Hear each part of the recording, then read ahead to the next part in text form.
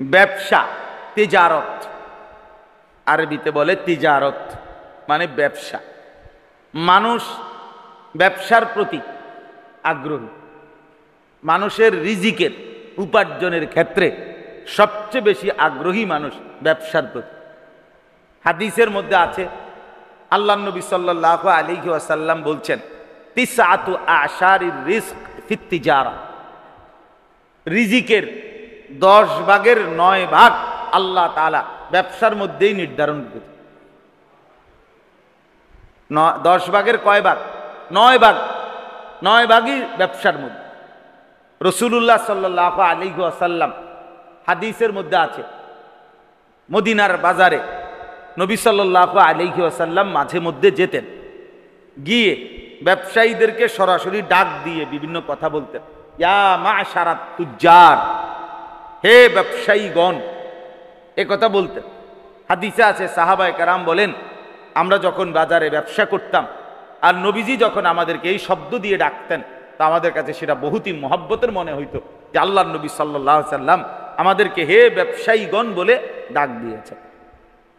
রাসূলুল্লাহ সাল্লাল্লাহু আলাইহি ওয়াসাল্লাম বলেন, আত-তাজিরুস সাদুকুল আমিন মা'আন নাবিয়িনা ওয়াস-সিদ্দিকিন ওয়াশ-শুহাদা ওয়াস-সালিহিন। আখিরাতে 4 ধরনের আল্লাহর বান্দা হলো সবচেয়ে প্রিয় হবে, নবীগণ, সিদ্দিকগণ, শহীদগণ এবং নেককারগণ। তা আল্লাহর নবী সাল্লাল্লাহু আলাইহি ওয়াসাল্লাম বলেন যে এই ব্যবসায়ীর মধ্যে 2টি গুণ সর্বদাই থাকবে। এক, আস-সাদুক, যে সর্বদাই সত্যবাদী, অর্থাৎ পরিচিত অপরিচিত, চেনা জানা, কম টাকার মাল, বেশি টাকার মাল, অল্প তাড়াহুড়ার মাল অথবা আস্তে ধীরের মাল, সর্বাবস্থায় যে সত্যই বলে, যার বৈশিষ্ট্যই এটা, সে চেনা কিংবা অচেনা, সর্বাবস্থায় সে কি বলে? সত্য বলে। আল আমিন, বিশ্বস্ত। 2 নম্বর গুণ হলো বিশ্বস্ততা, মানে মানুষের আস্থা তার উপর, যে এই লোকটা ঠকাবে না, এই লোকটা 2 নম্বরই করবে না, এই লোকটা কম দিবে না। আস্থা, আস্থা। আমরা এই আস্থাশীল হওয়া, বিশ্বস্ত। তাহলে রাসূলুল্লাহ সাল্লাল্লাহু আলাইহি ওয়াসাল্লাম বলেন, যেই ব্যবসায়ী সর্বদাই সত্যবাদী এবং সর্বদাই বিশ্বস্ত হবে, আল্লাহর নবী সাল্লাল্লাহু আলাইহি ওয়াসাল্লাম বলেন, হাসরের ময়দানে সে নবী, সিদ্দিক, শহীদ এবং নেককারদের সঙ্গী হবে। এজন্য ব্যবসা, তিজারত, এইটার প্রতি মানুষের আগ্রহ আছে এবং এটার ফজিলত আছে ব্যবসার প্রতি। তো দুনিয়াবি ব্যবসা তো আমরা বুঝি, বাজার ব্যবসা। তো আখিরাতের জন্য মেহনত করা, পরকাল আখিরাত জান্নাতের জন্য মেহনত করা, জান্নাতের জন্য পরিশ্রম করা, জান্নাত কামাই করার জন্য চেষ্টা করা, এইটাকেও কোরআনুল কারীমের মধ্যে আল্লাহ তাআলা ব্যবসা বলছে। এটাও একটা ব্যবসা।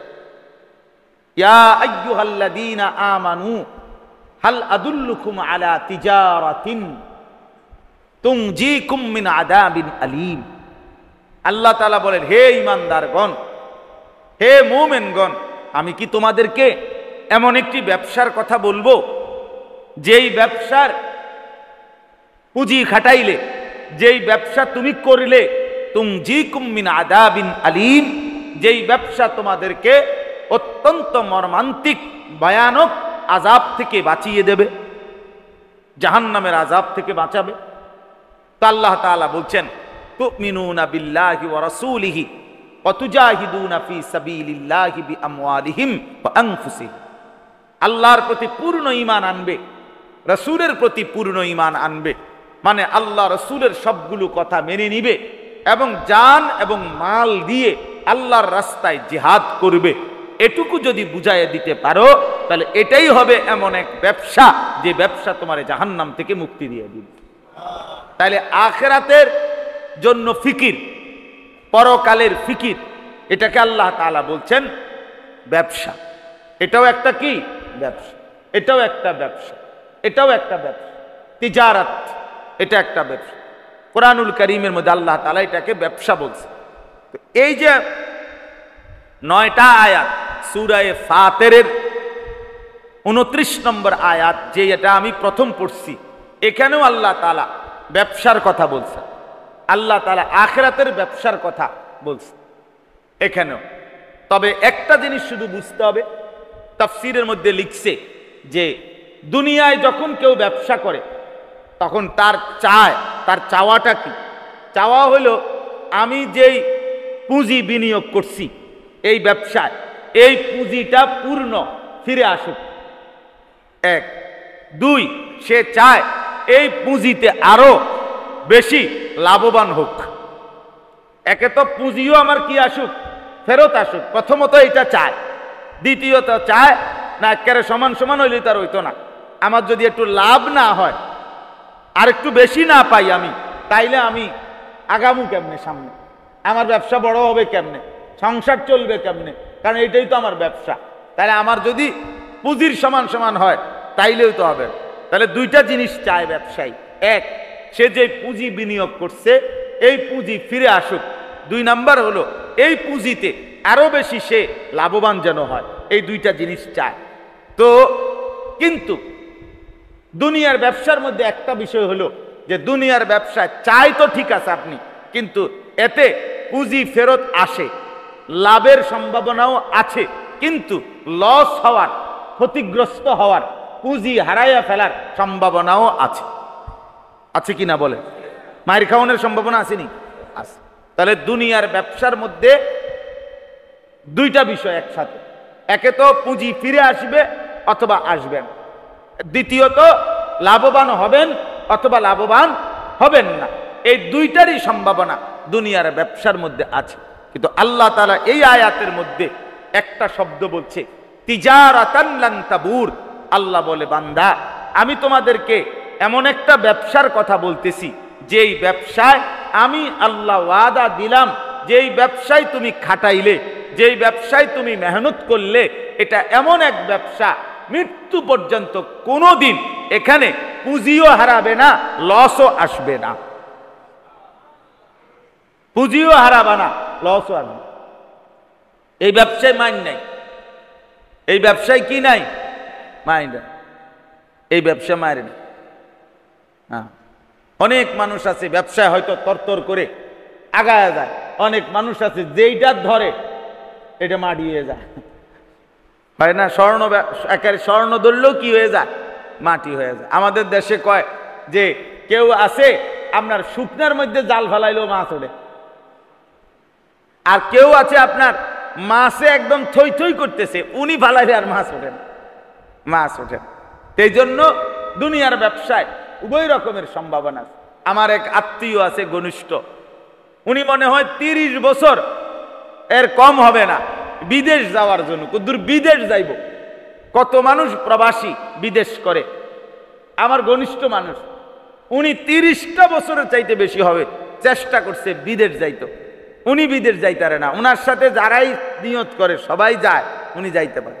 একবার শুধু উনি গেছে, যাওয়ার পরে ওই দেশের ইমিগ্রেশন থেকে আবার ফেরত দিয়ে দিচ্ছে, বাংলাদেশ বার হয়েছে। ওনার বাইক লাগে না, মানে উনি এটা হয় না ওনার আপনার। এইরকম আপনার দুনিয়ার ব্যবসার মধ্যে লাভের সম্ভাবনাও আছে, লসের সম্ভাবনা আছে। পুঁজি ফেরত আসতেও পারে, পুঁজি ফেরত নাও আসতে পারে, অতিরিক্ত লাভ হতেও পারে, অতিরিক্ত লাভ নাও হতে পারে। কিন্তু আল্লাহ পাক রব্বুল আলামিন, আচ্ছা একটা কথার প্রসঙ্গে বলি, অনেকে বলে, আমি শুনছি যে আমাদের দেশে বলে যে কলার ব্যবসা লাভের ব্যবসা, এটা ঠিক নেই নাকি? মাস্টার সাহেব আপনি জানেন নাকি? লসও বেশি, কলার ব্যবসায় লাভ বেশি। যাই হোক, সবাই আমরা কলা বেচলে হইতো না, তো কাস্টমার থাকবে না। যাই হোক, তো বলতেছিলাম এখানে আল্লাহ পাক রব্বুল আলামিন এমন একটা ব্যবসার কথা বলছেন যে বান্দা আমি একটা ব্যবসা তোমাদেরকে শোনাচ্ছি, তোমরা এটা করে দেখো। তো আখিরাতের এই ব্যবসা, পরকালের এই ব্যবসায় লান তাবুর, এই শব্দটা লান তাবুর অর্থ হলো কোনোভাবেই তোমার লস হবে না, তোমার পুঁজি নষ্ট হবে না, লস হবে না, নিশ্চিত পুঁজিও ফেরত পাইবা, অতিরিক্ত লাভবানও হইতে থাকবা। সুবহানাল্লাহ। আচ্ছা, এখন সেই ব্যবসাটা কি? সেই ব্যবসাটা হলো তিনটা আইটেমের ব্যবসা। তিনটা আইটেম, তিনটা জিনিস, তিনটা আমল আল্লাহ পাক এখানে বলছেন। এই তিন আমল যেই বান্দা নিয়মিত করতে থাকে, আল্লাহ তাআলা বলে সে যেন আখিরাতের ব্যবসা করে। আর এটা এমন ব্যবসা করে যে ব্যবসায় সে কখনোই ক্ষতিগ্রস্ত হবে না। এক নাম্বার, ইন্নাল্লাযীনা ইয়াতলুনা কিতাবাল্লাহ, নিশ্চয়ই যারা সর্বদাই কোরআনুল কারীম তেলাওয়াত করতে থাকে। এই এক নাম্বার কোরআনুল কারীমের নিয়মিত তেলাওয়াত। কি বলছি কোন?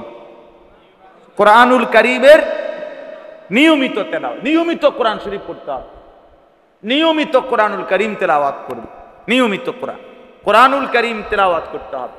নিয়মিত যে কোরআনুল কারীম তেলাওয়াত করে সে যেন এমন ব্যবসা করে যে ব্যবসা কখনোই লস হবে না, বরং নিশ্চিত আখিরাত জান্নাত মিলেই যাবে, মিলেই যাবে। যেন নিয়মিত কোরআনুল কারীম তেলাওয়াত করে। ইয়াতলুনা ফেলে মুজারের শব্দ, হাল এবং মুস্তাকবিল দুইটা বুঝায়, আর মুজারে দাওয়াম এবং ইস্তেমরার বুঝায়। অর্থাৎ মুজারে সর্বদা বুঝায়, সর্বদা।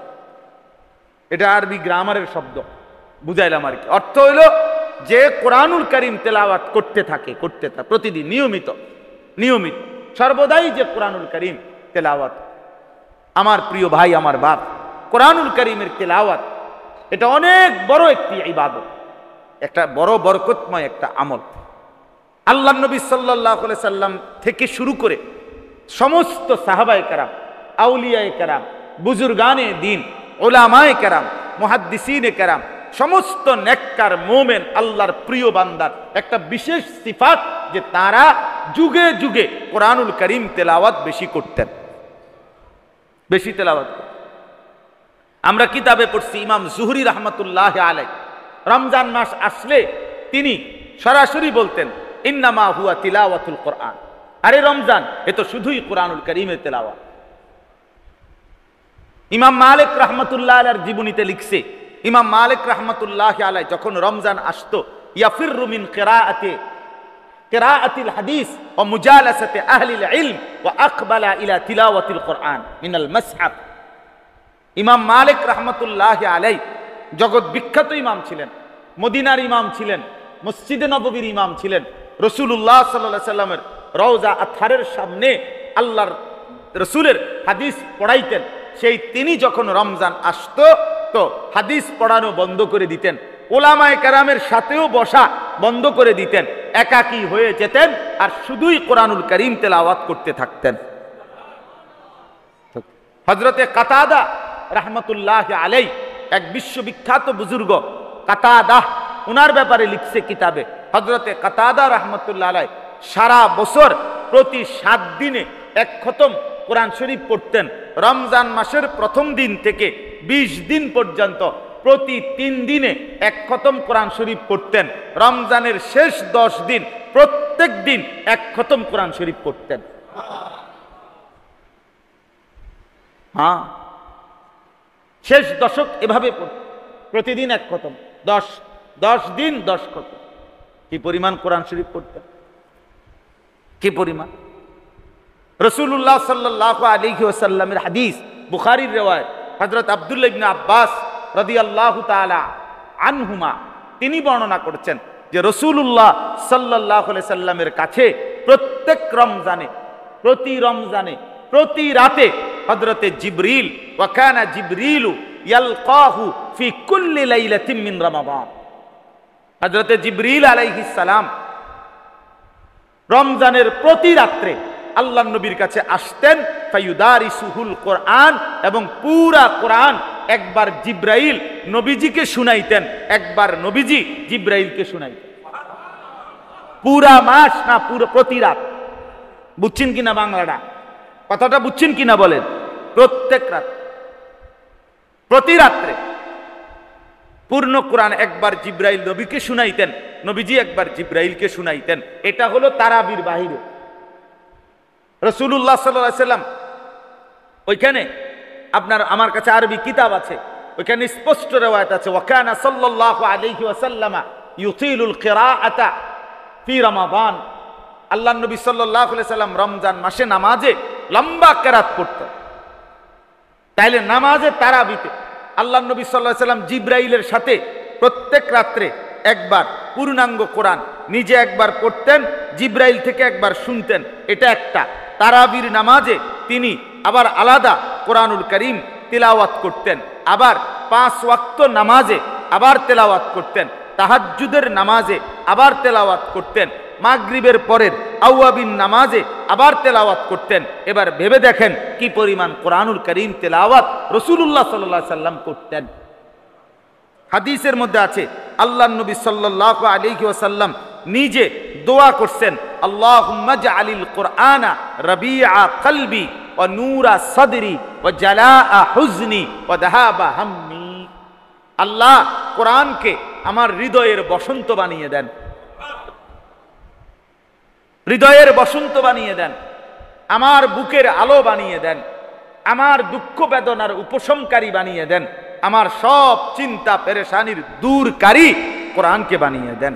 কোরআন পড়লে যেন দুঃখ ভুলে যায়, কোরআন পড়লে যেন বেদনা ভুলে যায়, কোরআন পড়লে হৃদয়ে যেন বসন্তের বাতাস ঝিরঝির করে বইতে থাকে, কোরআন যেন আমার বুকের আলো হয়।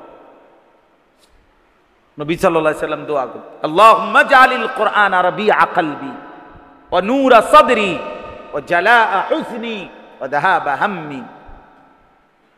মাওলানা সাহেব বলতেছিলেন, আমার আগে উনি বলছেন, আমি শুনছি, কোরআনুল কারীম তিলাওয়াত করা, কোরআনকে গুরুত্ব দেওয়ার কথা বলতেছিলেন।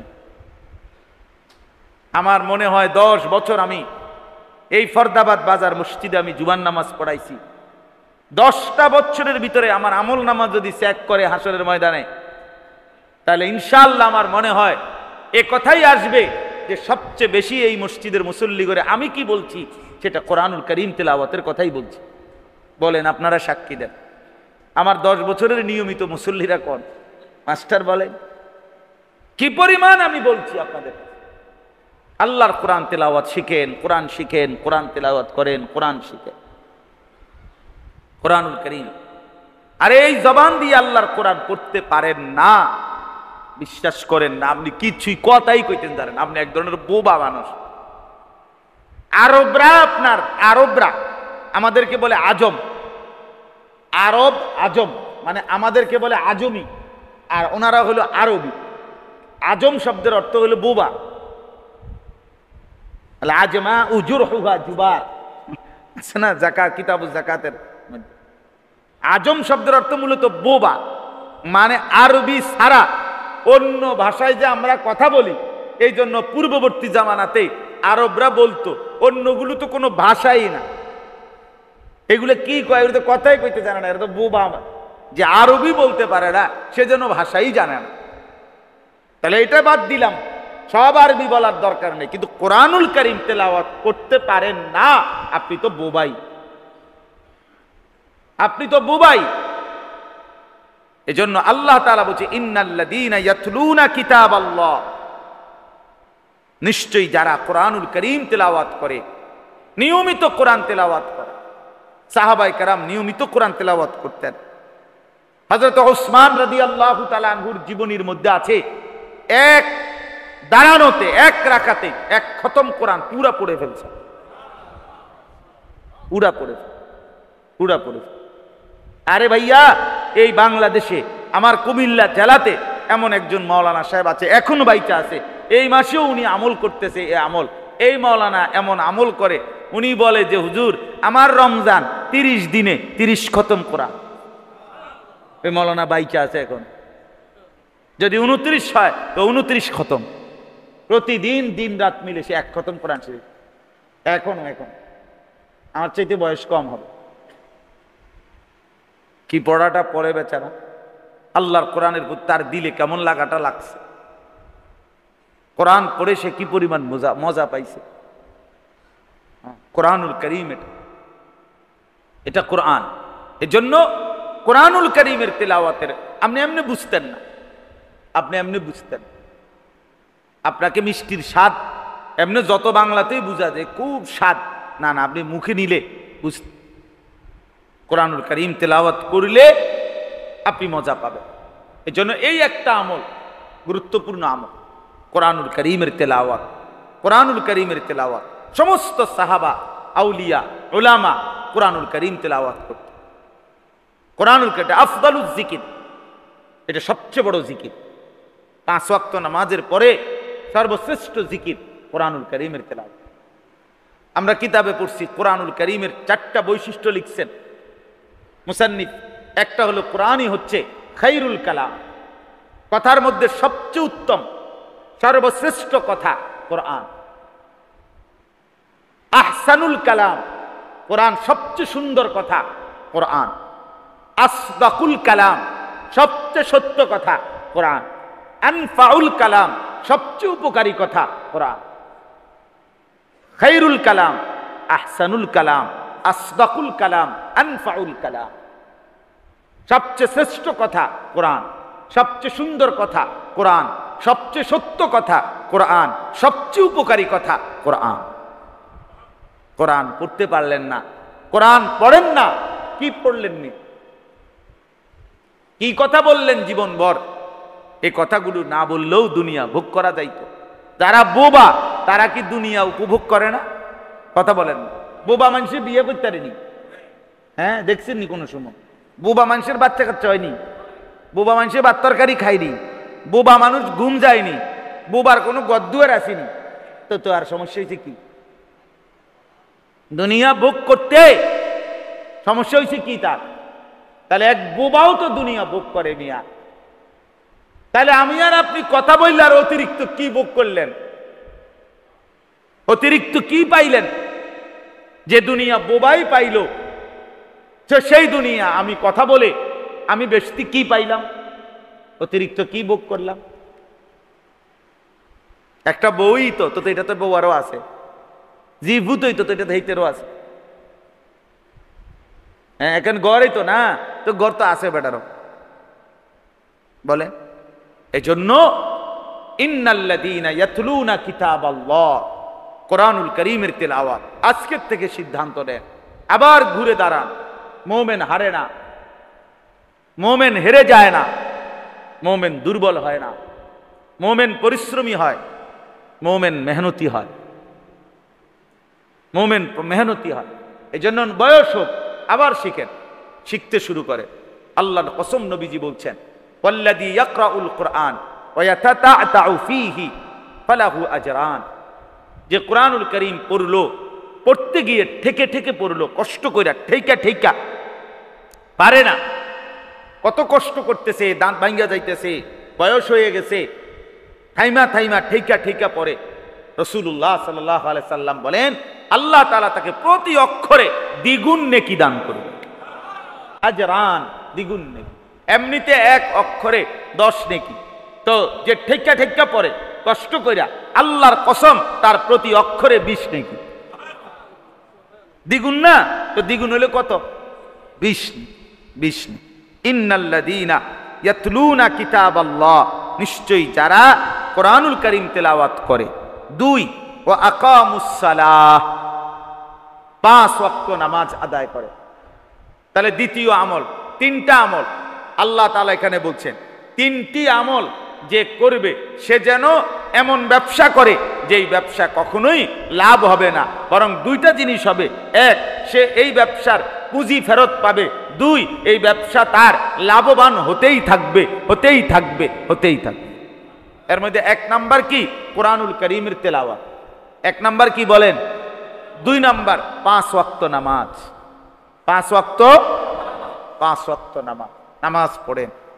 নামাজ মুমিনের জীবন, নামাজ মুমিনের সিফাত, নামাজ মুসলমানের পরিচয়। নামাজ এক জিন্দেগি, নামাজবিহীন জিন্দেগি, সেজদাবিহীন জিন্দেগি জন্তু জানোয়ারের জিন্দেগি।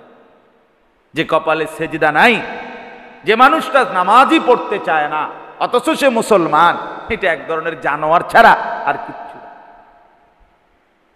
এটা জন্তু জানোয়ার ছাড়া আর কিচ্ছু। কেন ফজরের নামাজ পড়বেন না? আপনি কি ভোরবেলা ওঠেন না? হয় 1 ঘন্টা আগে ওঠেন, নয় পরে ওঠেন, ওঠেন তো। কেন জোহরের নামাজ পড়বেন না? আপনি কি দুপুরে বিশ্রাম করেন না? হ্যাঁ, আসরের নামাজ আপনি কেন পড়বেন না? আপনি কি বিকালে একটু হাঁটেন না? তাইলে কেন মাগরিব পড়বেন না? কেন ঈশা পড়বেন? আমার নওজোয়ান ভাই ছেলেরা, তোমরা বলো ভাইয়া, কেন নামাজ পড়বা না? অনেক কিশোর নওজোয়ান হাসতে হাসতে নামাজ ছেড়ে দেয়। কেন পড়ে না তাও জানে না। জিজ্ঞাসা করেন না যে ভাইয়া নামাজ পড়ো না কেন? নামাজ না পড়ে কি অর্জন হয়েছে তোমার? কিচ্ছু না, গোড়ার ডিমও না, গোড়ার ডিমও না, কিচ্ছু অর্জন হয় নাই। এমনি পড়ি না। কেন পড়ো না? এমনি। কেমনে? কি লেগা? কিচ্ছু বলতে পারে। জীবনে যার কোনো লক্ষ্য উদ্দেশ্য নাই, জীবনে যার কোনো গন্তব্য নাই, যে বলতে পারে না আমি হাসলাম কেন, তো পাগল। আমি যদি একজন হাসি দিছে মনে করেন, তাই বললাম ভাই হাসলেন কেন? না এমনি হাসছি আর। আরে কি লেগে আসছেন? কইতারেন না? না কইতারি না, এমনি হাসলাম আর। তো আরেকজনে কি আমার পাগলে কি তারে এত কিল্লে আসছে হেতে বলে কইতারেন। কথা বলেন, এটা বলবে কিনা বলেন? তাইলে তুমি হাসলা কেন, কাঁদলা কেন, হাঁটলা কেন, ঘুরলা কেন? কেন মুসলমান হওয়ার পরে জিন্দিগিটা শেষ করে দিলা কেন? এই জন্য 5 ওয়াক্ত নামাজ পড়া, এই জিন্দিগি, এটা একদম সহজ হিসাব। জীবনটা সহজ হয়, সুন্দর হয়, পাক পবিত্র জিন্দিগি হয়। যে মানুষ 5 ওয়াক্ত নামাজ পড়ে তার শরীর পবিত্র থাকে, কারণ সে বারবার ভাবে আমাকে ওযু করতে হবে, নামাজ পড়তে হবে। সে শরীর নাপাক বানাইতে চায় না, অপবিত্র বানাইতে চায় না। এই জন্য তার জিন্দিগি সুন্দর হয়, তার আখলাক সুন্দর হয়। নামাজ পুরা জিন্দিগি গড়ে দেয়। উতলু মা উহিয়া ইলাইকা মিনাল কিতাব ওয়া আকিমিস সালাহ ইন্নাস সালাতা তানহা আনিল ফাহশাই ওয়াল মুনকার। আল্লাহ তাআলা বলেন নিশ্চয়ই নামাজ একজন মানুষকে যাবতীয় অশ্লীলতা, গুনাহ, আল্লাহর নাফরমানি থেকে ফিরায় রাখে। এজন্য 5 ওয়াক্ত নামাজ পড়বেন তো ইনশাআল্লাহ? বলেন ইনশাআল্লাহ। ভাইয়া মহব্বত করে বলেন, মহব্বত। এটা রমজান বাপ, এটা রমজান, এটা রমজান, মাগফিরাতের দশক, গুনাহ মাফ চাইবার সময়। রমজানের শেষ মাঝের দশক, গুনাহ মাফ চাওয়ার দশক। আল্লাহর কাছে কেঁদে কেটে বলেন, আল্লাহ পেছনের জিন্দিগি মাফ করে দেন, আগামী জিন্দিগি সুন্দর করে দেন। আমি তো তোমারই বান্দা মাওলা, ভুল তো আমার হবেই, আর তুমি আছো, তুমি তো মাফ করবেই। আল্লাহ বলেন, বান্দা ঠিক আছে, দিল থেকে যদি বলো আর করবা না গুনাহ, আগামী জিন্দিগি সুন্দর করে চলবা, এটা যদি দিল থেকে চাইতে পারো, আমি আল্লাহ ওয়াদা দিলাম, মাফ করে দিলাম। ওয়ালিল্লাহি উতাকাউ মিনান নার। নবী সাল্লাল্লাহু আলাইহি সাল্লাম বলছে, রমজান মাসে আল্লাহ তাআলা তার কোটি কোটি বান্দাকে জাহান্নাম থেকে মুক্তি দিয়ে থাকে। এক গোত্রের নাম বলছে নবীজি, ওই গোত্রের যতগুলো বকরি আছে, এই বকরির গায়ের পশমের চাইতে বেশি পরিমাণ বান্দাকে প্রতি রাতে আল্লাহ তাআলা রমজানে মাফ করে থাকে। মাফ। 200টা ছাগল একসাথ করে এবার গুনেন তো, 200টা ছাগলের গায়ে সবগুলোর মোট পশম কয়টা? 2000 ছাগল একসাথ করে গুনেন তো, যে 2000 ছাগলের গায়ে পশম কয়টা? কে গুনবে? আপনি গুনবেন? আজাইরা কুলাইবেন এগুলা? হ্যাঁ, তো তার চাইতে বেশি পরিমাণ বান্দাকে আল্লাহ তাআলা রমজানে প্রতি রাতে মাফ করে দেন। ইয়া বাগিয়াল খাইরে আকবিল। আল্লাহর ফেরেশতা ডাকে, এ নেক কাজের জন্য যারা আগ্রহী, আও না, রমজান আসো, সেজদা দাও, 70 গুণ নাও, রুকু করো একটা, লিখা হবে 70টা। বাহ!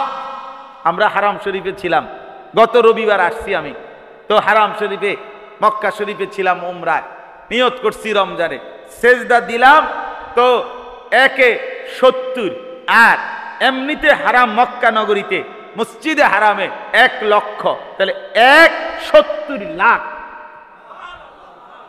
এক সেজদা 70 লক্ষ সেজদার সমান।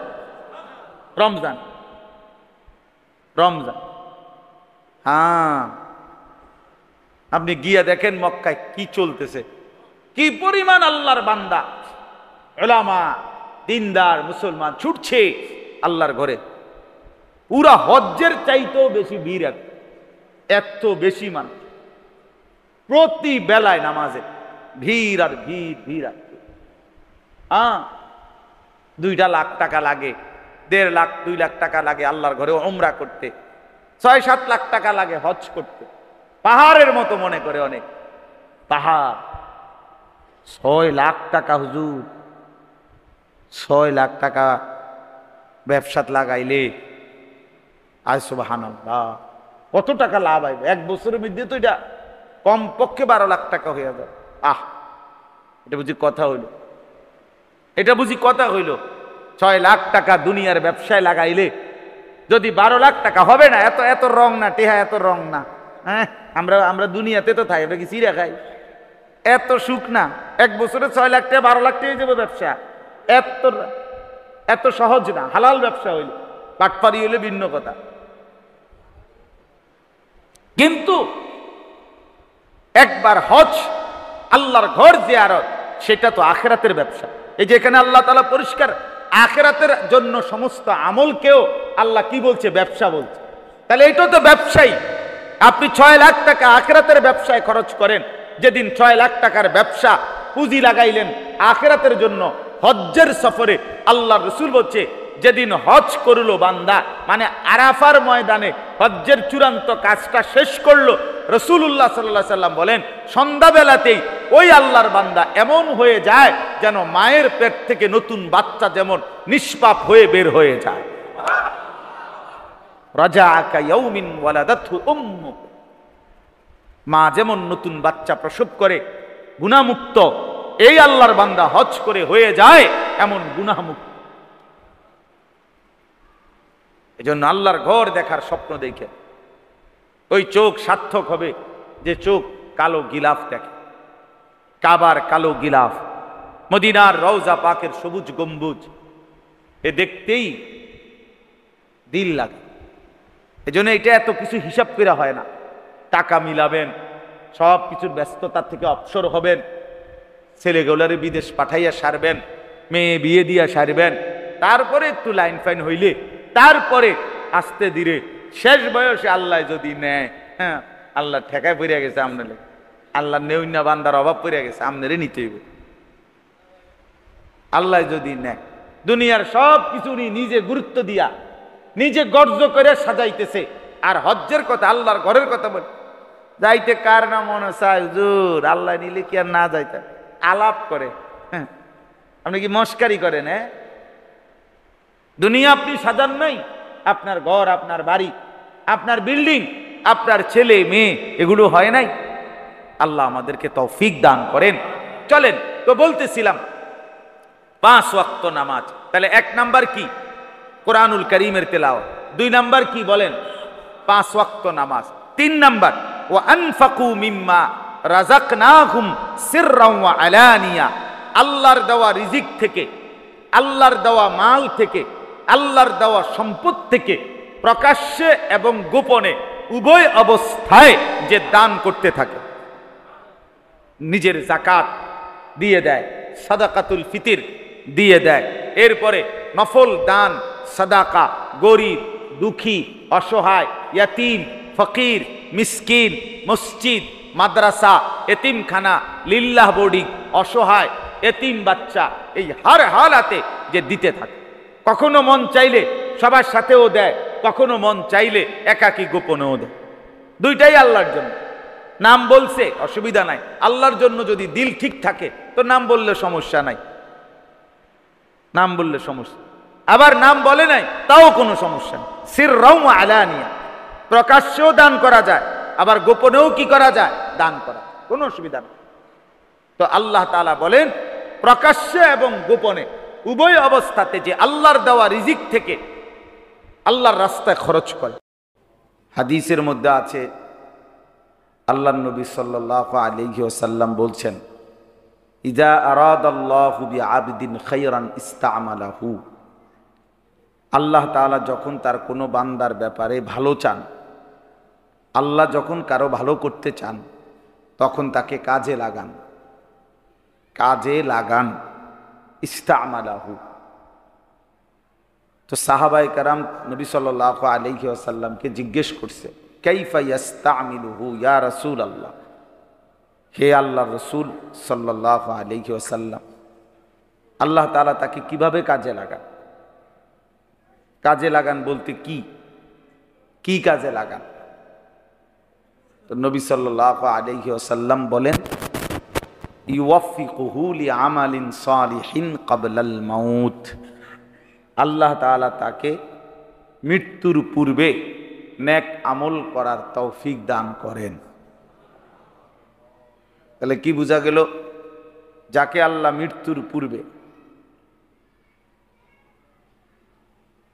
ভাই এই তোমার এই গেঞ্জি, এটা তো খ্রিস্টানদের ক্রস চিহ্ন লাগ গেঞ্জি, এটা খুলে আসো, যাও ওঠো আনতে।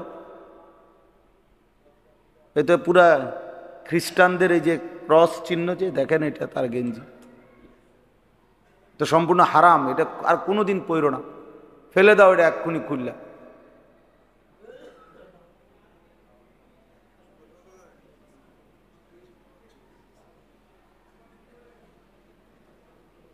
তো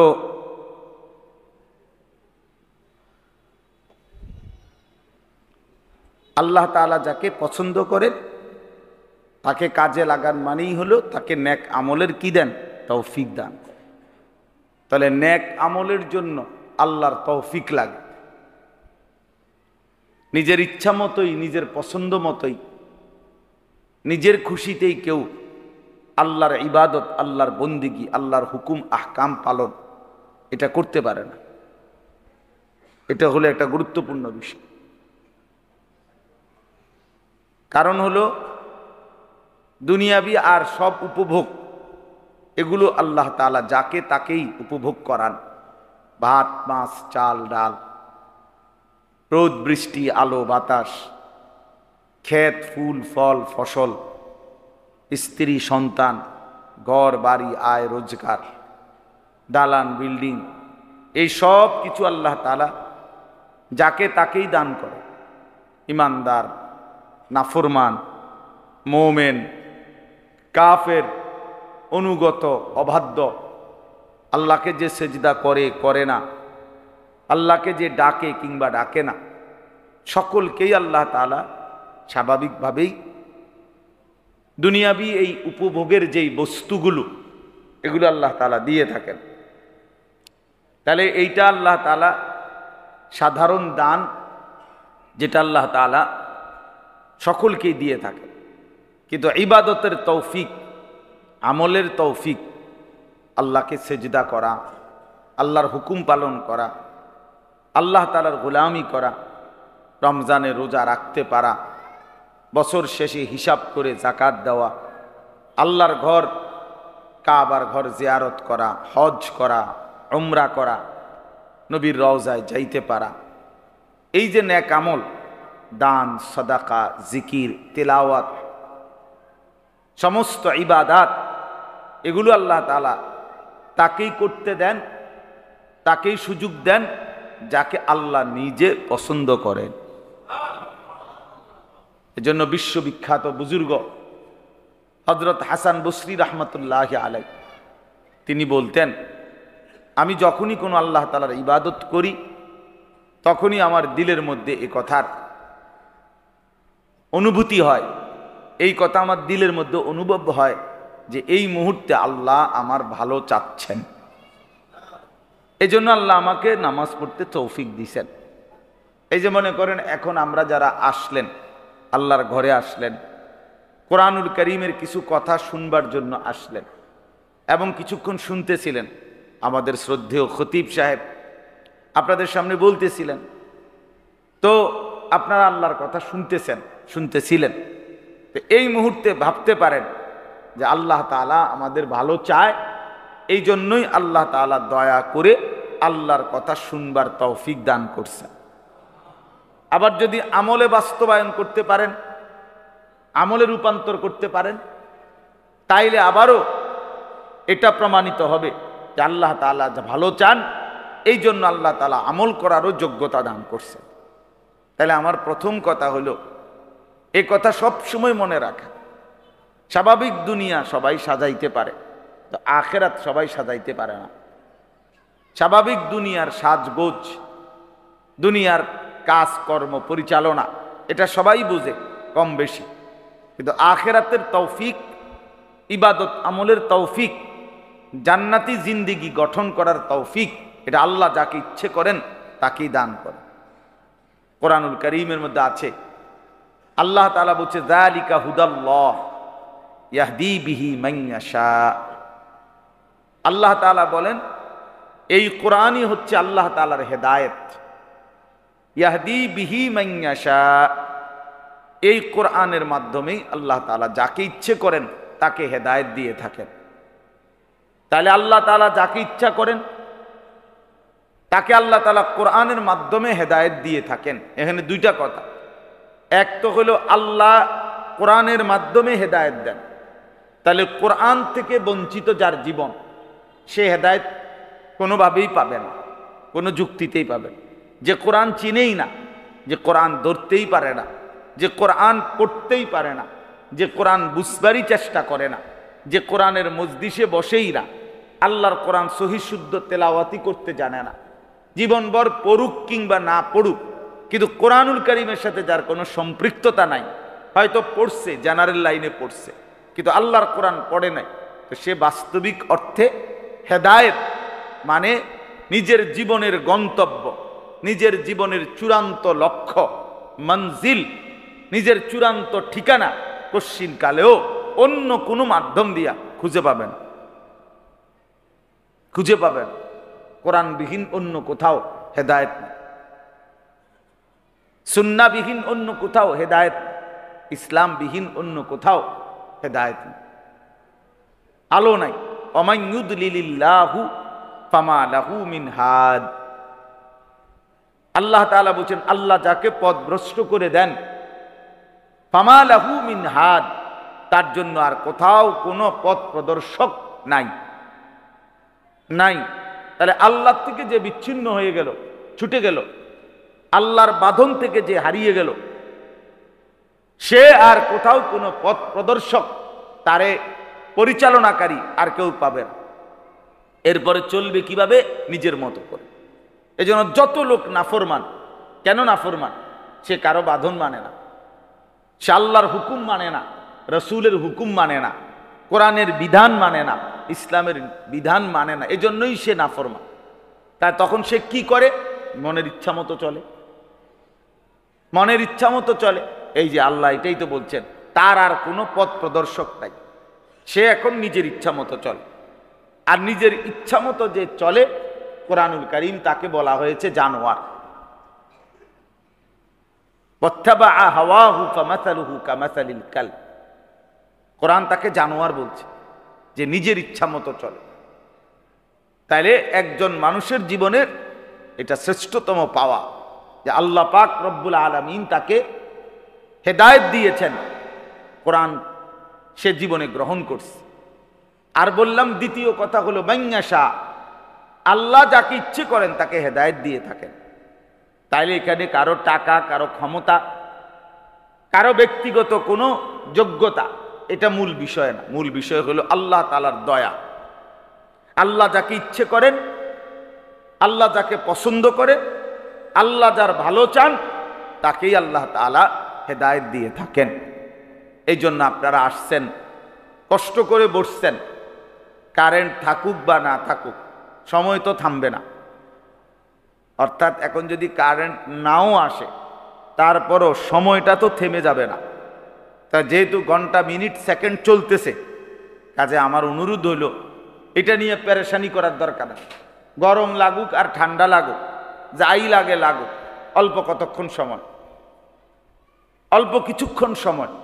কাজে এই অল্প কিছুক্ষণ সময় একটু সবর করলেই বরকত হবে, বরকত হবে। এটা নিয়ে বারবার উপরে তাকাইলেন, ডাইনে তাকাইলেন, বামে তাকাইলেন, কথাবার্তা বললেন, অস্থিরতা প্রকাশ করলেন, তাইলে বরকত হবে না, বরকত হবে না। বরঞ্চ এটা ভুলেই যান। গরম লাগতেছে তো কি হয়েছে, গরম গরম তার কোনো ক্ষতিকর কিছু না। কষ্ট হইতেছে, কষ্ট হবেই। আল্লাহর জন্য কষ্ট করলে এর নেকিও মিলবে ভালো। আজরুকুম আলা কদরে নুসুবিকুম। নবী সাল্লাল্লাহু আলাইহি ওয়াসাল্লাম বলেন, তোমাদের পরিশ্রম অনুপাতে তোমাদের নেকি, মেহনত, যার যেই আমলে যতটুকু বেশি তার নেকিও তত কি বেশি বেশি। অতএব একটু কষ্ট করলেন, গরম সইলেন, তো ইনশাআল্লাহ এর দ্বারা নেকিও বেশি পাবেন। আল্লাহ তাআলা আমাদেরকে তৌফিক দান করে।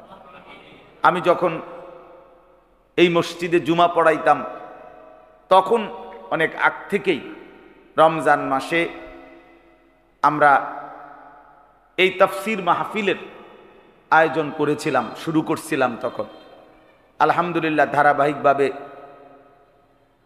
প্রথমত আমরা 2 দিন 3 দিনও করছি। ব্যস্ততার কারণে এখন আর সময় কুলাইতে পারি না, যার পরেও আলহামদুলিল্লাহ আমাদের এই ফরদাবাদ বাজার মসজিদে এই বছর 1446 হিজরি, আজকে 15 রমজান, আলহামদুলিল্লাহ প্রতি বছরের মতো এইবারও আমাদের এই ফরদাবাদ বাজার মসজিদে তাফসীর হচ্ছে। আল্লাহ তাআলা যেন আমাদের এই আয়োজন আপনাদের সকলের ভালোবাসায়, সহযোগিতায় কিয়ামত পর্যন্তের জন্য আল্লাহ যেন কবুল করে নেয়। আজ আমরা আছি, একসময় আমরা থাকবো না, কিন্তু ইনশাআল্লাহ আল্লাহ চাহে তো এই আমল, এই মাহফিল, এই মজলিস বর্তমান যারা নওজোয়ান আছেন এলাকার যারা কিশোর নওজোয়ান, তোমরা ভাই মনে রাখো যে ইনশাআল্লাহ আমাদের বাবা চাচাদের আমলে এই মসজিদে রমজান মাসে একদিন তাফসীর মাহফিল হইতো। তো এইটা মনে রাখলে ইনশাআল্লাহ ভবিষ্যতে নওজোয়ান তোমরা আয়োজন করবা। তো আল্লাহ তাআলা যেন আমরা দোয়া করি আমাদের আগামী প্রজন্ম বংশ পরম্পরায় এই মজলিসটা যেন চালু থাকে, আল্লাহ যেন কবুল করে, আমিন। মূলত কোরআনুল কারীমের তাফসীরের ক্ষেত্রে, তাফসীর মানে হলো ব্যাখ্যা, স্পষ্ট করা, উন্মোচিত করা, আলোকিত করা, স্পষ্ট করা, মানে কোরআনুল কারীমে আল্লাহ তাআলার বক্তব্যটাকে উম্মতের কাছে, মানুষের কাছে স্পষ্ট করে দেওয়া, আরো স্পষ্ট বিশ্লেষণ করে দেওয়া। তো মূলত কোরআনুল কারীমের মধ্যে একটা কথা মনে রাখতে হবে, কোরআনুল কারীমের শব্দ, কোরআনুল কারীমের তেলাওয়াত, কোরআনুল কারীমের তাফসীর, ব্যাখ্যা, এইটাও আল্লাহ তাআলা রাসূলুল্লাহ সাল্লাল্লাহু আলাইহি ওয়াসাল্লামের মাধ্যমে পূর্ণাঙ্গভাবে আমাদের জন্য বলে গেছেন। কোরআনুল কারীমের মধ্যে আছে আল্লাহ তাআলা নবীজিকে বলছেন, বন্ধু আপনার উপরে যে কোরআন নাজিল হচ্ছে জিব্রাইলের মাধ্যমে আমি নাজিল করছি, আপনি শুধু কান লাগাইয়া মনোযোগ দিয়ে শুনবেন। আর আমি আল্লাহ তাআলা 3টা দায়িত্ব কোরআনের বিষয়ে আমি নিলাম। আল্লাহ তাআলা বলছেন, ইন্না আলাইনা জামআহু ওয়া কুরআনা, আরেকটা হলো সুম্মা ইন্না আলাইনা বায়ানা। আল্লাহ তাআলা বলেন নিশ্চয়ই কোরআন আপনি রাসূলের অন্তরে জমা করে দেওয়া, মুখস্থ করিয়ে দেওয়া আমি আল্লাহর দায়িত্ব।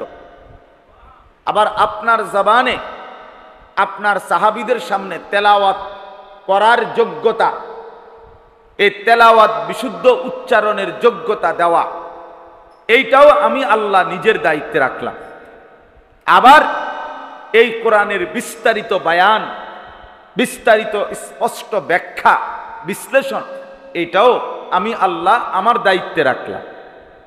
এজন্য কোরআনের হিফজ আল্লাহ বলেন নবী এটা আমার দায়িত্ব। কোরআনের তেলাওয়াত আপনার জবান দিয়ে করানো এটা আমি আল্লাহর দায়িত্ব। কোরআনের ব্যাখ্যা আপনাকে দিয়ে বলানো এটাও আমি আল্লাহরই দায়িত্ব। তাইলে কোরআনুল কারীমের তাফসীর, কোরআনুল কারীমের ব্যাখ্যা, প্রথম কথা হলো স্বয়ং আল্লাহ পাক রব্বুল আলামিন নিজেই কোন শব্দ দ্বারা, কোন আয়াত দ্বারা, কোন বাক্য দ্বারা আল্লাহ কি বুঝাইতে চাচ্ছেন, একাধিক অর্থের সম্ভাবনাময়, একাধিক বিশ্লেষণ, তো সেটা আল্লাহ তাআলা কোনটা বুঝাইতে চাচ্ছেন সেটা আল্লাহই রাসূলুল্লাহ সাল্লাল্লাহু আলাইহি সাল্লামকে বুঝাইয়া দিয়েছেন। এজন্য আমাদের নবী সাল্লাল্লাহু আলাইহি ওয়াসাল্লাম মহান আল্লাহ পাকের কাছ থেকে প্রাপ্ত হয়েই কোরআনুল কারীমের পূর্ণাঙ্গ তাফসীর, ব্যাখ্যা, বিশ্লেষণ করেছেন। এজন্য রাসূলুল্লাহ সাল্লাল্লাহু আলাইহি ওয়াসাল্লাম তার থেকে তিনি যখন পূর্ণাঙ্গ কোরআনের ব্যাখ্যা যাবতীয় বিশ্লেষণ করে বলে গেছেন, সাহাবায়ে কেরাম শতভাগ রাসূলুল্লাহ সাল্লাল্লাহু আলাইহি ওয়াসাল্লাম থেকে কোরআনের প্রতি শব্দ, আয়াত এর ব্যাখ্যা নবীজির থেকে গ্রহণ করছেন, বুঝে নিছেন। বুঝে নিয়ে ওনারা নিজেরাও আমল করছেন এবং আগামী জেনারেশন, ওনাদের পরবর্তীদের কাছে আপনারা যা করতে আছেন আব্দুল হাকিম বা আপনার সদর বদরে আর ভাল লাগতেছে না, সবাই মিলে একটা তুফান তাফান শুরু করে দিছেন। শোনেন তো, যেমন হইছে হইছে।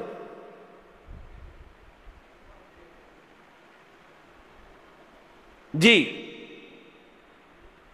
আল্লাহ পাক রব্বুল আলামিন কোরআনুল কারীমের পূর্ণাঙ্গ ব্যাখ্যা নবীজির কাছে পেশ করে দিয়েছেন কে? বলেন কে? নবী সাল্লাল্লাহু আলাইহি সাল্লাম সেটা শতভাগ পূর্ণ কোরআনের তাফসীর, ব্যাখ্যা বুঝাইয়া দিছেন কাদেরকে? সাহাবায়ে কেরাম।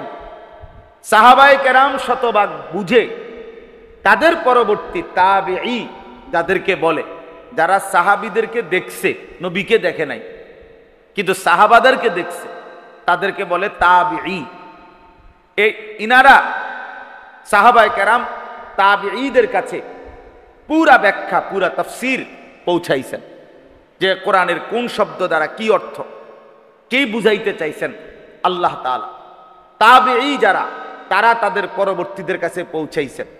এইভাবে আমার বলার উদ্দেশ্য হলো, প্রিয় নবী সাল্লাল্লাহু আলাইহি সাল্লাম থেকে শুরু করে আজকের এই দিন পর্যন্ত, মনে করেন এখন 1446 হিজরি আরবি বছর, ইসলামী বছর হলো 1446 হিজরি। তাহলে 1446 হিজরি মানে আজ থেকে 1446 বছর আগে আমাদের নবী সাল্লাল্লাহু আলাইহি ওয়াসাল্লাম মক্কা থেকে মদিনায় হিজরত করে গেছেন। এই নবীজি যেই বছর মক্কা থেকে মদিনায় হিজরত করে গেছেন, ওই বছর থেকে ইসলামী বছরের হিসাব। তাহলে 1446 বছর মানে হলো নবীজির হিজরতের পরে এখন এত বছর, 1446 বছর চলতেছে। তো এই 1446 বছর ধরে আমাদের প্রিয় নবী সাল্লাল্লাহু আলাইহি সাল্লাম তিনি আল্লাহর কোরআনের যেই ব্যাখ্যা সাহাবীদের কাছে পেশ করছেন, সাহাবায়ে কেরাম কোরআনুল কারীমের যেই শব্দ, আয়াতের যেই ব্যাখ্যা তাদের পরবর্তীদের কাছে পেশ করছেন, ওনারা ওনাদের পরবর্তীদের কাছে পেশ করছেন। এই ধারাবাহিকতায় এই 1446 বছর পর্যন্ত যে অবস্থায় আসছে, ওনাদের থেকে বর্ণিত হয়ে হুবহু কোরআনের তাফসীর, কোরআনের ব্যাখ্যা, কোরআনের বিশ্লেষণ, কোরআনের আমল ওইভাবে করা, এটা আমাদের উপরে বাধ্যতামূলক। এটাই আমাদের উপরে বাধ্যতামূলক, এটা আমাদের উপরে বাধ্যতামূলক। আমি এই কথাটা বুঝাইতে চাচ্ছি। অর্থাৎ আজকে 1400 বছর পরে আইসা, 1300 বছর পরে এসে, 1200 বছর পরে আইসা, 1450 বছর পরে আইসা যত বড় পণ্ডিত, যত বড় জ্ঞানী, যত বড় বুদ্ধিজীবী, যত বড় ইসলামী চিন্তাবিদ, যত বড় আন্তর্জাতিক খ্যাতি সম্পূর্ণ মুফাসসিরে কোরআনী হোক না কেন, যদি তিনি রাসূলুল্লাহ সাল্লাল্লাহু আলাইহি সাল্লাম, সাহাবায়ে কেরাম এবং সাহাবায়ে কেরামের পরবর্তী তাবিঈন, তবে তাবিঈন থেকে ধারাবাহিক যেই তাফসীর, যেই ব্যাখ্যা, কোরআনের যেই শব্দের যেই মর্ম যেটা বর্ণিত হয়ে আসছে, এর ব্যতিক্রম যদি কোনো তথ্য পেশ করে, কোনো কিছু বলে, তো সেটা কশ্চিনকালেও গ্রহণযোগ্য হবে না, এবং সেটা স্পষ্টভাবে কোরআনুল কারীমের অস্বীকার করা, কোরআনের ভুল এবং অপব্যাখ্যা করার নামান্তর। এটা খেয়াল রাখতে। এজন্য কোরআনুল কারীমের তাফসীর মানে নিজস্ব কোনো চিন্তা চেতনা, নিজস্ব কোনো বুদ্ধি, নিজস্ব কোনো জ্ঞান, যে আমার মনে হয় এটা, কোরআন এটা বলতে চাইছে, আল্লাহ এই বুঝাইতে চাইছে, আমার মনে হয় এটা, না আপনার মনে হয় কি, এটা আমার জানার দরকার নেই। রাসূলুল্লাহ সাল্লাল্লাহু আলাইহি সাল্লামের মনে হয়েছে কি, এটা কর। সাহাবায়ে কেরাম কি বুঝছে সেটা বলেন, সাহাবায়ে কেরামের পরবর্তীতে ওনারা কি বলছেন সেটা বলে, সেটা বলে। পৃথিবী যত আধুনিক হোক, বর্তমান পৃথিবী যত প্রযুক্তি নির্ভর হোক, সব কিছুর পরেও কোরআন সবচেয়ে চাইতে বেশি, ইসলাম পূর্ণাঙ্গ আধুনিক, পৃথিবীর সর্বশেষ প্রযুক্তি, পৃথিবীর সর্বোচ্চ উৎকর্ষ যেখানে গিয়ে পৌঁছবে, কোরআন তার চাইতে ঊর্ধ্বে, ইসলাম তার চাইতেও কি ঊর্ধ্বে। কেন? আল্লাহ তাআলা নিজে কোরআনে বলছেন, ইয়ালামু মা বাইনা আইদিহিম ওয়া মা খালফাহুম, আগামীর সামনে কি হবে আর পেছনে কি হইছে আল্লাহ তাআলা তা পূর্ণাঙ্গ জানেন। আদম আলাইহিস সালাম থেকে নিয়ে এই সৃষ্টি জগতে কি হয়েছে সেটাও আল্লাহ পূর্ণ জানেন। আগামীর ইসরাফিলের ফু পর্যন্ত পৃথিবীতে কি হবে তাও আল্লাহ তাআলা পূর্ণাঙ্গ জানেন। তাইলে যিনি পূর্বাপর সব বিস্তারিত পূর্ণাঙ্গ জানেন এবং যার ফায়সালাতেই হবে, তো তিনি যেটা রাসূলুল্লাহ সাল্লাল্লাহু আলাইহি সাল্লামকে বলে দিয়েছেন তার চাইতে সঠিক নিখুঁত তথ্য অন্য কোনো মানুষ কিভাবে দিবে? এটা কিভাবে হইতে পারে?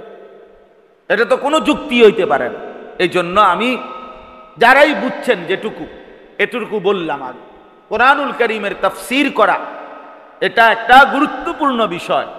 এর মানে নিজস্ব কোনো মতামত পেশ করা, নিজের কোনো চিন্তা চেতনা উল্লেখ করা, এইটা হবে না। এই যে দেখেন, আমি শুধু একটা জিনিস পড়ে শুনাই। এটা আমাদের বর্তমান জাতীয় মসজিদ বাইতুল মুকাররম এর যিনি খতিব আল্লামা মুফতি আব্দুল মালিক সাহেব দামাত বারাকাতুহুমুল আলী, সারা পৃথিবী বিখ্যাত আলেমে দিন তিনি। এই বাংলাদেশের আলেমরা, বাংলাদেশের মানুষ উনাকে যতটুকু চিনে, বহির্বিশ্ব আরব বিশ্বের উলামায়ে কেরাম উনাকে তার চাইতে 100 গুণ বেশি চিনে। বাংলাদেশে উনি যে পরিমাণ সমাদৃত, তার চাইতে গোটা আরব বিশ্বে তিনি এর চাইতেও বেশি সমাদৃত। শুধু বাংলায় না, আরবি অসংখ্য কিতাব, আরবিতে লিখিত ওনার কিতাব ছাড়া আরব বিশ্বের উলামায়ে কেরাম পড়ে থাকে। আরব বিশ্বের ইউনিভার্সিটিতে ওনার কিতাব পড়ানো হয়। এই খতিব সাহেব যিনি, এখন যিনি, অনেকে জানেনি না, অনেক বড় মাপের আলেমে দ্বীন, অনেক বড় মাপ, বাংলাদেশের শ্রেষ্ঠ রত্ন, বাংলাদেশের শ্রেষ্ঠ রত্ন। আপনাদের ওই যে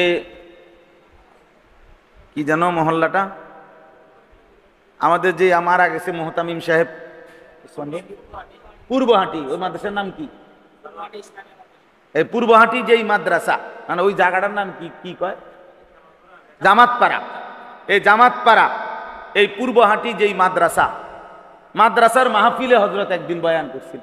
একবার আমি নিজে ওই মাহফিলে, আরো মনে 4-5 বছর আগে হবে, হ্যাঁ, একবার বয়ান করছিলেন। তখন খতিব হন নাই, এই তখন উনি বয়ান করছেন, আমি তখন ওই মাহফিলে আমিও ছিলাম। তো এই হযরত বলতেছেন, উনার লিখিত এই ভূমিকা, এটা কোরআন মাজিদের প্রতি ঈমান গ্রহণযোগ্য হওয়ার জন্য এটিও শর্ত যে তা নবী সাল্লাল্লাহু আলাইহি ওয়াসাল্লামের শিক্ষা মোতাবেক হতে হবে, যে শিক্ষা মহান সাহাবীগণ হতে প্রজন্ম পরম্পরায় চলে আসছে। সুতরাং কোনো আয়াতকে তার প্রজন্ম পরম্পরায় চলে আসা সর্ববাদী সম্মত ব্যাখ্যার পরিবর্তে নতুন কোনো ব্যাখ্যায় গ্রহণ করলে সেটা কোরআন মাজিদকে সরাসরি অস্বীকার করার নামান্তর এবং সেই রকমেরই কুফর বলে গণ্য হবে। অর্থাৎ রাসূলুল্লাহ সাল্লাল্লাহু আলাইহি ওয়াসাল্লাম কোরআনের যে শিক্ষা, যেই ব্যাখ্যা, যেই বিশ্লেষণ করেছেন, সাহাবায়ে কেরাম যুগ যুগ ধরে যেই ব্যাখ্যা এবং বিশ্লেষণ সাহাবায়ে কেরাম থেকে বর্ণিত হয়ে আসছে, এর ব্যতিক্রম কোরআনের কোনো শব্দ, কোনো আয়াতের কোনো ব্যাখ্যা পেশ করা, এটা নিঃসন্দেহে কোরআন অস্বীকার করার মতোই এবং কুফর হিসাবে গণ্য হবে। কি হয়েছে আপনাদের? কি সমস্যা বলেন?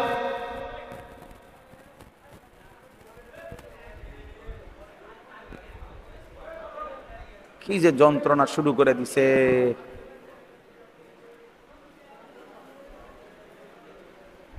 আচ্ছা চলেন, তাইলে আমি আপনাদের কাছে এই কথাটা বুঝাইলাম। কোরআনুল কারীম নিয়ে তাদাব্বুর মানে কোরআনুল কারীম নিয়ে গবেষণা করা, কোরআনুল কারীম নিয়ে নিজে পড়া, ব্যাখ্যা, তাফসীর, কোরআনের বিশ্লেষণ করতে গিয়ে কেউ যদি করে, এটা অবশ্যই প্রশংসনীয়। কিন্তু এক্ষেত্রে একটা বুনিয়াদি শর্ত হলো, লক্ষ্য রাখতে হবে তাদাব্বুরের ফল যেন প্রজন্ম পরম্পরায় প্রাপ্ত আকীদা, বিশ্বাস, চিন্তা, চেতনা, চূড়ান্ত শরঈ বিধান, সালাফে সালিহিন বা মহান পূর্বসূরীদের ঐক্যমত্য ভিত্তিক তাফসীরের পরিপন্থী না হয়। সেরকম হলে নিশ্চিত ধরে নিতে হবে তাদাব্বুর সঠিক পন্থায় হয় নাই, ফলে তা থেকে সঠিক ফল উৎপন্ন হয় নাই। অর্থাৎ একথা সবসময় মনে রাখতে হবে। এটা আপনারা এমনি স্বাভাবিক বুঝবেন না, কিন্তু আমরা মাঝে মাঝে এটার মুখোমুখি হই। অনেক আধুনিক গবেষণার নামে, ইসলাম নিয়ে বিশ্লেষণ করার নামে এই আধুনিক কালে অনেক এমন পণ্ডিত ব্যক্তি আছে যারা রাসূলুল্লাহ সাল্লাল্লাহু আলাইহি সাল্লাম এবং সাহাবায়ে কেরাম থেকে যুগ যুগ ধরে আল্লাহর কোরআনের যেই শব্দ, যেই আয়াতের যেই ব্যাখ্যা চলে আসতেছে, এইটার ব্যতিক্রম নতুন মতামত পেশ করে, নতুন মতামত পেশ করে, এই নতুন নিজস্ব চিন্তা চেতনা। এ ব্যাপারে আমার বক্তব্যই না, এই ব্যাপারে আপনার বক্তব্য না। আমি শুনতে চাইছি সাহাবায়ে কেরামের বক্তব্য কি, আমি শুনতে চাচ্ছি এই ব্যাপারে রাসূলুল্লাহ সাল্লাল্লাহু আলাইহি সাল্লামের কথাটা কি, আপনি সেইটা আমারে বলেন। আপনার বক্তব্য বললে হবে না, এই কথা মনে রাখতে হবে।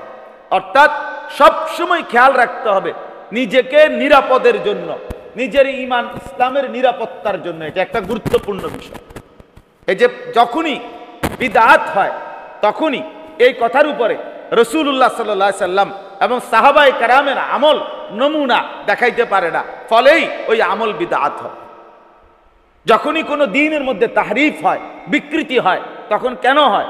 যখন ওই কথা, ওই আমল, ওই বক্তব্যের উপরে আল্লাহর রাসূল সাল্লাল্লাহু আলাইহি সাল্লাম এবং সাহাবায়ে কেরামের যখন কোনো নমুনা দেখাইতে পারে না, তখনই সেটা কি হয়? বিদআত হয়, তখনই সেটা তাহরিফ হয়, অর্থাৎ ইসলামের মধ্যে বিকৃতি হয়। তখনই হক্কানি উলামায়ে কেরাম এটার প্রতিবাদ করে, এটার প্রতিবাদ করে। তখন অনেক কথা শুনতে হয়, অনেক কথা শুনতে হয়, কিন্তু যেই কোনো কথা যে যাই বলুক, কিন্তু উলামায়ে কেরামের এটা জিম্মাদারি। আল্লাহ রাসূল সাল্লাল্লাহু আলাইহি ওয়াসাল্লামের 23 বছরের এই মেহনতের এই দ্বীনকে একদম পরিপূর্ণ স্পষ্ট নবী সাল্লাল্লাহু আলাইহি সাল্লাম যেই নাহাজের উপরে রেখেছেন ওইভাবের উপরে রেখে দেওয়া, ওইভাবে রাখতে চেষ্টা করা আজীবন, এটা উলামায়ে কেরামের জিম্মাদারি, এটা দায়িত্ব, আলেমদের এটা দেয়। এজন্য যেই কোনো বিদআত, যেই কোনো খুরাফাত, যেই কোনো নতুন কোনো বিশ্লেষণ এর বিরুদ্ধে বলা, এটা আলেমদের দায়িত্ব। কিছু মানুষ আছে বলে আর কি, যে কিছু হুজুর আছে সব সময় বিরোধিতা করে, ওইটার বিরুদ্ধে, ওইটার বিরুদ্ধে। হ্যাঁ, একটা জিনিস চলতেছে, এটা বালায়েত, বালায়েত কিটা আবার বালায়েত, একটা জিনিস চলতে আছে, এটা লই অসুবিধাটা কি? রাজা দুরূদ শরীফে না পড়ছে, এত অসুবিধা কি? অসুবিধা কি? আজানের আগে দুরূদ শরীফে না পড়ছে, এনে আপনার কোনো সমস্যা কি? দুরূদ শরীফ পড়লে কি কোনো গুনাহ নেই? আমি কি বলছি নি দুরূদ শরীফ পড়লে গুনাহ? বলছি আজানের আগে যে পড়ছেন এইটার জন্য না দলিল দিতেন বলছি। কথা বুঝেন নাই আপনি? এমনি দুরূদ শরীফ আপনারা কি নিষেধ করছি নি কেউ? রাসূলুল্লাহ সাল্লাল্লাহু আলাইহি সাল্লামের উপরে দুরূদ শরীফ পড়া এটা গুনাহ, নাউযুবিল্লাহ। রাসূলুল্লাহ সাল্লাল্লাহু আলাইহি সাল্লামের উপরে একবার দুরূদ পড়লে আল্লাহ তাআলা তাকে 10টা নেকি দান করে, 10টা গুনাহ মাফ করে দেন, তার মর্যাদা 10 গুণ বৃদ্ধি করে দেন। তাইলে দুরূদ শরীফ পড়া নিঃসন্দেহে মোবারক আমল। কিন্তু মনে করেন, আমি কথার প্রসঙ্গে বললাম, আমরা বলে থাকি যে আজানের আগে আপনি রাসূলুল্লাহ সাল্লাল্লাহু আলাইহি ওয়াসাল্লামের জামানায়, নবীজির জামানায় যেদিন থেকে নামাজ ফরজ হলো, তো যখন থেকে আজান চালু হলো, হযরতে বেলাল রাসূলুল্লাহ সাল্লাল্লাহু আলাইহি ওয়াসাল্লামের জামানায় আজান দিতেন। তো হযরত বেলাল দাঁড়াইছে কেমনে, কতটুকু উচ্চতায় দাঁড়াইছে, হযরতে বেলালের আওয়াজটা কেমন ছিল, হযরতে বেলালের এই সমস্ত বর্ণনা আছে, আজানের বাক্যগুলোর বর্ণনা আছে, আজানের দোয়া, আজানের পরে যে দোয়াটা, এই দোয়াটা হাদিসের মধ্যে স্পষ্ট আছে, আজানের বাক্যগুলো স্পষ্ট আছে, আজানটা স্বপ্নে দেখছে কে এইটা স্পষ্ট আছে, স্বপ্নে উনি কি দেখছে ওইটা হাদিসের মধ্যে স্পষ্ট আছে, কিন্তু মাঝখান দিয়া শুধু কেবল আজানের আগে যে 3 বার 4 বার দুরূদ শরীফ পড়ছে এটা নাই। এইটা মনে এই পৃষ্ঠাটা মনে হালাই দিছে, এই পৃষ্ঠাটা নাই, এটা ছিঁড়ে গেছে, এই পৃষ্ঠাটা নাই। এটা কোনো কথা হইলো? এটা ইনসাফের কথা হইলো? আপনার বিবেকে কি বলে? কথাটা বুঝেন নাই আমার? এখন আমি যদি বলি এটা বিদআত, আপনি বলবেন এই তো এই কিছু হুজুর আছে সব সময় কেবল বিরোধিতা করে, অসুবিধা কি? না, অসুবিধা এটা রাসূলুল্লাহ সাল্লাল্লাহু আলাইহি সাল্লাম থেকে যেটা প্রমাণিত নয় এটা অসুবিধা, সাহাবায়ে কেরাম থেকে যেটা প্রমাণিত নয় সেটা অসুবিধা। কথা বুঝেন নাই আমার? এটাই অসুবিধা। নবীজির থেকে প্রমাণিত না, এটাই তো অসুবিধা নিয়ে। সাহাবায়ে কেরাম থেকে প্রমাণিত নয়, এটাই অসুবিধা। আপনি অসুবিধা বুঝেন না মানে পুরাটাই তো অসুবিধা। এজন্য দয়া করে এটা বোঝা উচিত, এটা বোঝা উচিত, এটা খেয়াল করা উচিত। কোরআনুল কারীমের তাফসীরের ক্ষেত্রে, কোরআনুল কারীমের ব্যাখ্যা করার ক্ষেত্রে এরকম অনেক আধুনিক পণ্ডিত, চিন্তাবিদ নামের অনেক ব্যক্তিরা আপনার নিজস্ব মতামত ব্যক্ত করতে চায়, নিজস্ব মত বলে, নিজস্ব চিন্তা চেতনা এটার মধ্যে ফিটিং করতে চেষ্টা করে। না, এটা হবে না। কোরআনুল কারীমের তাফসীরের ক্ষেত্রে সর্বদাই এই মূলনীতি মনে রাখতে হবে যে কোরআনুল কারীমের তাফসীর ব্যাখ্যা বিশ্লেষণ হবে রাসূলুল্লাহ সাল্লাল্লাহু আলাইহি সাল্লাম থেকে যা বর্ণিত হয়েছে, সাহাবায়ে কেরাম থেকে যা বর্ণিত হয়েছে, এবং যুগ যুগ ধরে সাহাবাদের পরবর্তীরা যেই ধারাবাহিকতায় বর্ণনা করছেন ওর আলোকেই হবে কোরআনের ব্যাখ্যা, ওর আলোকেই হবে কোরআনের উপরে আমল। তাফসীরও হবে এই আলোকে, আমলও হবে কি আলোকে? এই আলোকে, এই আলোকে। এই জন্য আমরা প্রত্যেকেই কোরআনুল কারীমের তেলাওয়াত, কোরআনুল কারীমের তাফসীর, কোরআনুল কারীমের আমল এক্ষেত্রে রাসূলুল্লাহ সাল্লাল্লাহু আলাইহি সাল্লাম এবং সাহাবায়ে কেরামের অনুসৃত মত এবং পথের উপরেই চলার চেষ্টা করব ইনশাআল্লাহ। এবার আসেন, আমি যেই আয়াতগুলো পড়ছি এই আয়াতগুলো আপনাদের কাছে সংক্ষিপ্ত তর্জমা শুনাইতে চাই। আমি মোট অনেকক্ষণ তেলাওয়াত করছি, খেয়াল করছেন আপনারা, 9টা আয়াত মোট পড়ছি। কোরআনুল কারীমের 22 নম্বর পারা, কোরআনুল কারীমের 35 নম্বর সূরা, 35 নম্বর সূরা, 22 নম্বর পারা। সূরাটার নাম হলো সূরায়ে ফাতির। ফাতির এই সূরার 9টি আয়াত, মানে 29 নম্বর আয়াত থেকে 37 নম্বর 37 নম্বর আয়াত পর্যন্ত, 29, 30 এলো 2 আয়াত আর 7 আয়াত, 31 থেকে 37 এনে 7টা, তাহলে কয়টা হইল? 9টা। এই 9টা আয়াত আপনাদের সামনে আমি পড়ছি। তো 9 আয়াতের বিস্তারিত ব্যাখ্যা, বিস্তারিত তাফসীর করা আমার উদ্দেশ্য না। উদ্দেশ্য হলো অল্প কিছু সামান্য কথা, মোটামুটি আপনারা একদম সহজ তর্জমা, সংক্ষিপ্ত কিছু কথা শুনলেই আপনারা বুঝবেন। আল্লাহ তাআলা আমাদেরকে তৌফিক দান করেন, সকলেই বলেন আমিন। এখন মোটামুটি সবাই একটু চুপচাপ হইছেন, আল্লাহর ওয়াস্তে আর এদিক সেদিক চাইয়েন না। হেরা ফ্যান দোক, নলে সুইচ দোক, নলে লাইট দোক, নলে বন্ধ করে দোক, আপনারা আর এদিক সেদিক চাইবেন। বলেন ইনশাআল্লাহ। কি ইনশাআল্লাহ? মানে কোনো দিকে তাকাইবেন না, তাকাইবেন না। আল্লাহ কবুল করেন, মাশাআল্লাহ। আল্লাহ তাআলা এখানে দেখেন